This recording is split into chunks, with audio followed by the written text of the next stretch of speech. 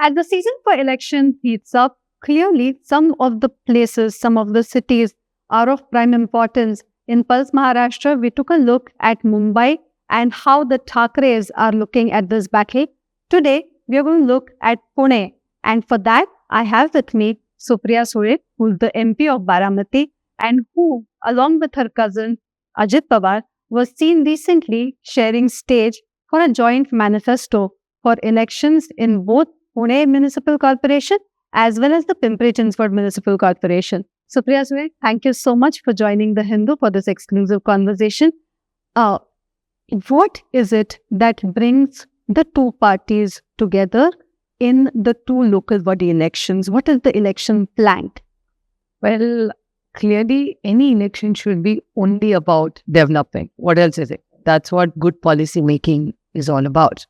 See, I think we've all gotten very confused, all of us, including myself in it, that politics, policy making and development. I think the policy making and development has taken a backseat. And only the politicking part has suddenly sort of just taken a place right in the front, and everything else seems to be left behind. Because what I see from where I started in politics to where I am today, the entire debate was always about a policy. We agreed or disagreed only on policy. In the last few years, fortunately, unfortunately, see, it's a democracy. So all kinds of things happen and they should happen. But the whole narrative is the new, very popular word used now in India, has changed. And alliances, ideologies, it's unfortunate that, including all of us, I find it's a different time that ideologies are taking a backseat. Is something that fears me, and whenever I talk to people, there is, there was a time when there was a complete left ideology and a right ideology. Now there is a lot of grey in it everywhere. And is this a turning point for the world as well? Because it's not only happening in India, it's happening everywhere else. So, coming back from the whole global scenario, because there's so much happening right now globally, which is impacting your and my life. There was a time when what happened even in north of India, south of India was never concerned. Or what happened in Pune did not concern people in Mumbai. But now Zoran Mamdani's election has a narrative in Mumbai election. Exactly. Not just that, whatever Mr. Trump tweets at night, you get up in the morning saying, oh my God, what has happened in the 8 hours or 6 hours that I was sleeping? Because you get up to a tweet and say, oh my God, 5 and new taxes. So I think the whole world has changed. Politics has changed. This new oil game that is going on globally. And I think somewhere beyond just breaking parties, building, new narratives, I think India really needs to catch up with that pace is what I personally feel. It's good to have a noisy democracy, but let's, in that democracy, not get so carried away just with factions and factions and factions, which actually hurts India's growth and development, because they're policymakers, and I think we all need to be made more accountable.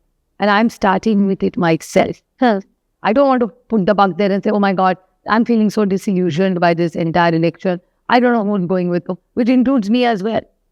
So I'm sort of myself in a sort of a place where I'm sort of saying, hey, let's stop and think. Because this election will get over, somebody win, somebody lose. But I think all of us as policymakers cannot only look at short-term gain.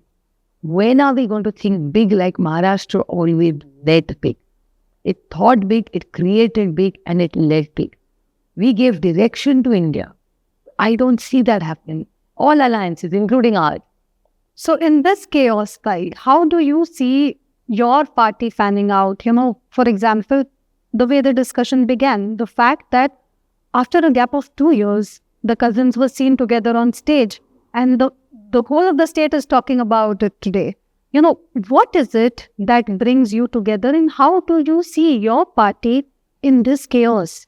See, what happens is, you have to ride the tide sometimes in life. It's unfortunate I have to say this, but you have to. So there are just two ways. Either you walk away from it, or you be a part of that system and that chaos, and you find a way to survive and, also go ahead, not just survive.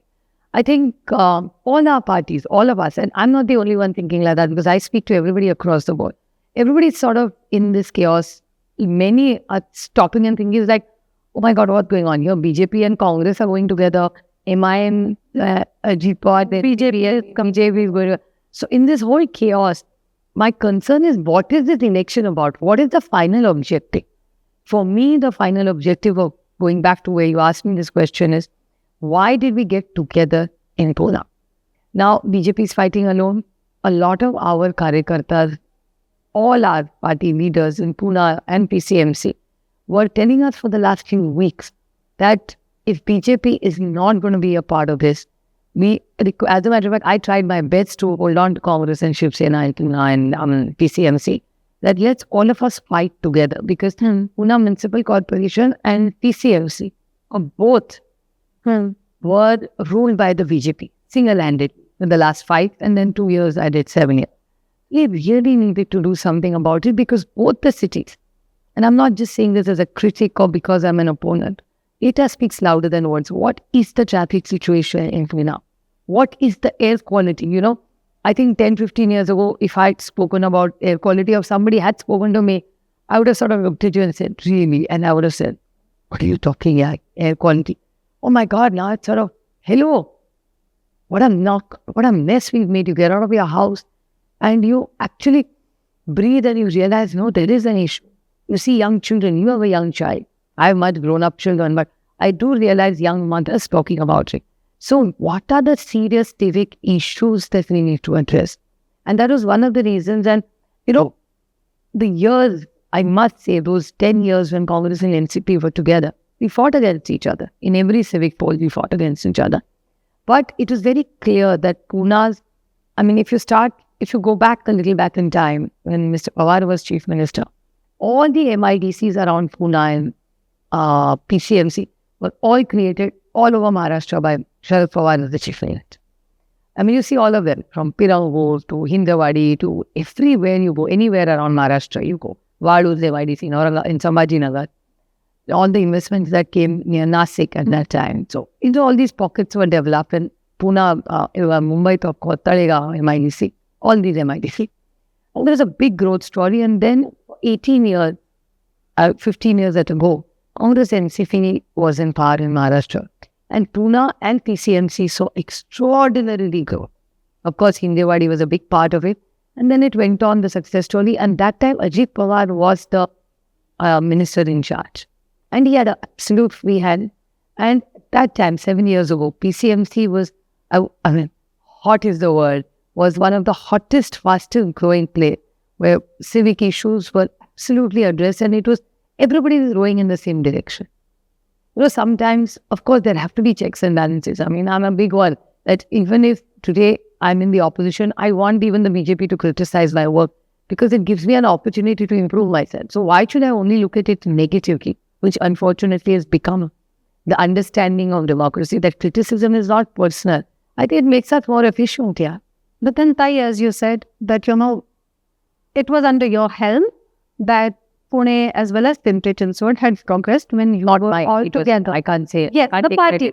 Since you represent a party, I'm talking to you. I mean, I would like to give credit to... Yes, someone who represents the party. Yeah. That is a plank that seems to have brought both of you together again. Absolutely. But in this period of chaos, where you said that, everyone being seen with everyone, the obvious next question is, how does that reflect on the state combination? Because in Mumbai, again, you're seeing the Congress has stepped out of Mahavikas Aghadi. So there is effectively no Mahavikas Aghadi here. There is something called the Shiv Shakti here, where you and Shiv Sena UBT and Raj Thackeray have joined hand.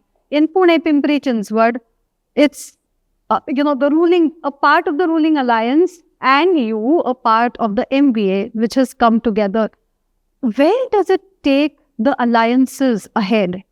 This is applicable to all alliances, both sides. I mean, that's why I said that the chaos in Maharashtra politics. Because just yesterday in Ambernath, Ajit Pawar, the NCP, and Mr. Shinde's Sena have gotten together against the BJP. Yes. So, and I'm not just saying this because everybody sees that I'm only speaking about this because of the chaos. No, even when we were in power with the Congress, we always fought separately everywhere. So I think when it comes to, I'm just trying to analyze it and calm myself down by saying it's not as chaotic. It's okay. It correct itself. It's like water finds its level. I'm just hoping that Maharashtra's politics finds its level and settles down somewhere. Because I'm just trying to think what could be the reason for so much of chaos. Then there's one theory that, it's elections have to come after a very long time. Everybody wants a chance. That's one reason for it. And what has happened in Maharashtra's politics over the last 2.5, 3 years? Two major political parties were split. Could that be a new trend that, tod phod ke karo? Because I've realized one thing in Maharashtra today. It's free for all. I mean, you're younger than me, you may not remember. But I don't even know did it still exist by the time you went to college. But there was that free wrestling that used to happen at one time. Anybody could go wrestle with whoever. And it was a game. I'm like, this is what it reminds me of that. That those wrestling matches, which sometimes I don't know whether are they fixed, are they real, are they chaotic, where is the ideology, where is the agenda? Civic polls is not limited to national issues. When are we going to, and I'm not saying take away from the national issues. My point is the reason of this entire Panchayat Raj and the decentralization of power was the reason for that, so that you give powers to that last person. Where is that Nagar Sevak in this entire political situation? So are you saying this whole arrangement is only for the local body election? This whole chaos is only for the local body election? Do you see recalibration? Because, as soon as this press conference of the Joint Manifesto happened, we saw speculations doing rounds that both the families will, as in the family, are now come together. I know. And both the parties, both the factions will now come together. How do you look at this? Last 11 years since Modi ji has come to power, this discussion been going on. So it's nothing new. I'm surprised people are not fatigued by it. Yeah, now there are names added to it. Earlier it was only Supriya Sule who will get a cabinet berth. Now there are more family members added to it, just like Vijay Wadetiwar talked about it yesterday. I didn't hear his statement, but I appreciate, because I think people can see it's a vibrant democracy. Everybody has the right to say what they want. And I keep telling everybody, if I have the opportunity to speak, I must have the strength to listen as well. So these things are bound to happen. But there's so much chaos going on. I don't even know who's saying what and who's being heard in what. And my concern is none of this. My concern is purely development. Because please understand, Pune, 1/3 of Pune is my constituency as well. And what concerns me is elections will come, 45 days will go. Beyond this chaos, this is not the mandate or the reason most of us are in politics. We genuinely want to impact. When you see a railway station and you see a new train going by there, or more stoppages, or a betterment of a railway station, it's so satisfying when you go there in your constituency. But then the same thing can bring the two of you together, right? If development is the ultimate goal, and if you think, and the other parties think that can happen better by coming together, does that pave way for the two of you? To be honest, there's absolutely no discussion on this. This happened absolutely suddenly, and you've seen that 2.5 years has not been a pleasant journey for either of us. I won't say only for me, but either of us. Because I think when you're in a challenging situation, both parties go through their own internal challenges. So it's not pleasurable, favorable, and just because you're sitting in power, that doesn't make you happier, and because you're sitting in opposition, you're unhappy. These are all it's a very shallow way of looking at life or your career point of view. So, I have seen people who have sat in power for years and have had zero impact. And I've seen people sit in opposition and have huge impact on policy level. So it really varies from people to people, circumstances, your own personal achievement. But the speculation we can't stop. And there's such a vibrant media, there's 24-hour journalism. So really it's okay, itna to aapka bhi banta hai. So are you saying that right now, you are at a point where anything can happen? No, not at all. Nothing can happen. Because for the reason is that we are at the moment very limited. Only the discussions have gone only up to A and B. That's it. Because what's interesting to see is also in Mumbai, we've seen that the Thackeray cousins have reunited and they're fighting the elections together. But most of the time, the campaigning is separate. Something that we have seen in Pune as well, except the press conference that was done jointly to announce the manifesto. we are seeing that the two parties are going around and campaigning separately. Not really. Rohit, Amol Kole, Rohit, who else you guys? All of them are campaigning for Ajit Pawar's party as well, all over the place. So it's not something that they're necessarily separate. And I think even in the Thakre, because I saw Rashmi going to an MNS office the other day. So I don't think either of us, and I think it's a very narrow way of looking at it. If you're only looking at it as a family thing, this is something like I keep telling everybody, it's not just about Ajit Pawar and me. At least I can talk for myself and Arne. Like Amol Kole is a very, very important leader in the NCP. So even at the press conference, you saw. So it's very, very critical. And I even asked him before I spoke yesterday, Ramon Dada, why don't you say something? He said, no, you speak for us. I said, okay. So I think none of us, even, I can't speak for others, but I can speak for myself. And we are very, very clear that whatever we do, like even in PCMC was more led by Amol Kole because that's more of his constituency. So a lot of these decisions were taken with everybody into conflict. What are the implications you see of both happening on the Mahavikas Aghadi at the state level or on the India bloc at the national level? Not really. It doesn't matter because see, everybody speculated so much about MNS joining. It's, what to find this level, alliance to find the level. I don't think it's ever so extreme and challenging anywhere. If you want to work with a team, never hard to make it. So are you saying that the NBA will stick together or the India bloc composition will continue to be this? Why would it not? Look at what is happening in Mumbai. And look at the olden times. When did Congress and NCP ever fight a single election together? We ruled so peacefully for 15 years and then 2.5 years after that. So you're saying nothing really changes? No, it hasn't. And then Maharashtra has seen that happen.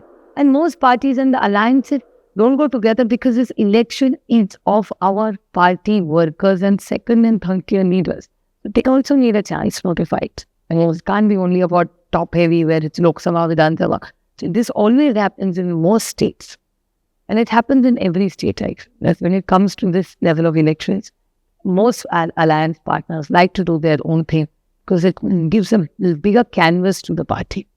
Then these are very important answers that you've given right now. Let me also take you to the national level. We're seeing a lot of debate and issues happening around the Special Intensive Revision, SIR exercise, which is going on in West Bengal. Mamata Didi has already shot off 2 letters to the Chief Election Commissioner. How do you see the developments there? I ask you because, this is also being seen as the BJP versus the regional parties. Do you see that aspect and how do you see the developments in Bengal? I won't narrow it to regional parties. I'd narrow it to the opposition. Because, we had a discussion even in Parliament on SR. My only request and ask to the government was, if you're doing it, do it or pan-India. And why should it only happen to state when it's near their own image? If you're doing a revision, why not in India, in Maharashtra? And they say, it's 3 years away. Why not? Let's do it at leisure. What is the rush and the urgency to do it? If there is an urgency to do it, let's follow a system. And I say this with a very, very heavy heart because I've been me. And it's something that gives me my right as a citizen of India, as the Constitution and an election commission, which I've always looked up to. You have to be a little scared of a system. The fear it's like how you respect your parents and grandparents. It's fear of love. It's not fear of care. So election commission is something who sets the rule. Like you give a board exam or a competitive exam, you can't copy. Here, the entire body of the election commission is disappointed on it. And I would say that even if you were a part of a system, no systems would be broken. I mean, the whole entire BJP keeps talking about the emergency. Well, how different? Why are you allowing this? And I'm not saying this is only happening in India. It's happening all over the world. If you ask me, the world is under threat in these democracies in which, everybody likes an assertive leader and a strong leader. But at what cost does it come? Because we are not an insulated country anymore. Look where we are today. We are not getting along with any of our neighbors. Our new relationship with the US, Now policies are also changing towards China because of our Indo-US relationship changing. Our relationship with China policies were made before under Atmanirbhar Bharat. Now, if Atmanirbhar Bharat has to be there, people have invested money in Atmanirbhar Bharat. But now, if you do a policy shift, I'm not saying they're doing it. So, if we do it, what is going to be the impact on the Atmanirbhar India program? So, see, geopolitics today is very, very different because we are not insulators anymore. We are an open economy. The world is flat. What happens in America, what happens in Venezuela, what happens in Pakistan, what happens in Indonesia, affects your and my daily life. Today, if we open up, even the Dudwala today is concerned because he says, "Tai jab America se doodh aayega, to mera kya hoga?" There are concerns about agriculture. I reiterate, I'm not saying any government is doing it, but these things are changing, and the problem is that it's the uncertainty. Now, if there's so much uncertainty, you get up not knowing which way the policy is going. So how does business develop? How will job and wealth be created in this country, and not just all over the world, unless there is some stability at policy making? Then this entire disruption is going to hurt all of us, which is allowed. So, Tai, just a few days ago, I was speaking with Uddhav Thackeray, who said that our fight is against what he called Tanashahi. Tanashahi, which is happening in West Bengal, he said, where Mamata Banerjee is fighting against it. In Tamil Nadu, where M.K. Stalin is fighting against it, he said that the Shiv Sena, UBT, his party, will continue to fight against that Tanashahi in Maharashtra. Do you have a similar perception of the situation? Really, I think I go back to the Election Commission because I have written to them, we requested them in our parliament debate. See, because we don't like to attack institutions, but we are left with no choice. That we expect Election Commission to step in and say, no, it's like, I'm giving an example. You find the bad, even demonetization. The whole country sort of said, wow, what do abhi notbandi hone wali hai, there'll be no cash. And ministers in Maharashtra's halls take big bags full of cash. Is found. What will government do about it? How come no ED, CBI, police station has asked one question? It's where did this cash come from? Isn't it alarming? And not just for us, this is alarming because you're destroying a system. What legacy are you going to leave for people? So I think at some point, when you have such a big mandate, that's what I keep telling a lot of people, and I say this very openly, that Devendra Fadnavis ji, in his first term, even if he's from the BJP, I say, "Achhe ko acha bolna chahiye." He was a fine chief minister. He's got a bigger mandate, and I see Maharashtra's economic, financial situation far more disrupted than where it was before. So when he was on his own with a lower majority, he was so effective. So it all sort of lopsided that you have a larger majority, then why is my state in a disarray? Do you believe that these elections are being made communal with, especially in Mumbai, where there is this discussion about whether a Khan will be a mayor of Mumbai after Zoran Mamdani was elected as the mayor of New York? I'm even shocked that this debate and narrative is commented. My whole point is, what is this election about? It's about your and my civic issues. So in the dispensation of people in power today running away from it. Who do you blame for this narrative? Well, of course, you have to blame the people in position of power because data speaks louder than words. Look at the things that have happened. Why government not taking? I've seen Devendra Fadnavis ji's interview after interview for a man who could defend corruption at one time aggressively and say, there'll be zero tolerance against corruption and any ill deed. Today, he finds it difficult to find words to defend it. And I know that's why I said the DF, the original Devendra Fadnavis and Devendra Fadnavis 2.0 are two completely different people and leadership. And the only reason I'm talking about him, because he leads. I'm not saying he has to take ownership of it because he's the chief minister. Now, what circumstances are that he has to face, hence he has to do this, I have no idea. I have no clue to that information, or I don't like to imagine things either. But at the same time, what worries me the most is who gets affected the most is my state and my every stakeholder. Because whether it's the water, whether it's better life for my children, whether my children, all our children is what I mean. Is talk about the environment, What are we doing about these issues? Why aren't we going up to each other about our basic amenities and lifestyle? Like there's a ad which is coming on TV and says the boy is calling his son, the mother, and saying, oh, I'm coming home early, please cook my meal because I've got this most wonderful way. This could be applicable to a certain amount for infrastructure, but I have few questions to ask the government about infra. That X amount of people's life has changed. What is the percent? Even today at Churchgate Station, please go and find out how people are making. If you're coming from Kalyan, Dombivli, Ghatkopar, it's still taking the same amount of time. Has their life gotten better? No. The second point is cost testing. What worries me about this government is amazing infra projects that they tom-tom about it. But every project in the government, cost estimation is phenomenal. It's given as X multiplied by 4 is what the cost. Then they are so proudly saying, oh, we have no investments left. And what do you need investments for and savings for in a municipal corporation? Why do you need savings? Where you are making it into a spending economy from a saving economy. Nothing wrong in being a spending economy. But Mumbai Municipal Corporation is one of the richest, and it's not only to loot it, it's to run it efficiently because Mumbaikars work extraordinarily hard. The biggest taxpayers to solution.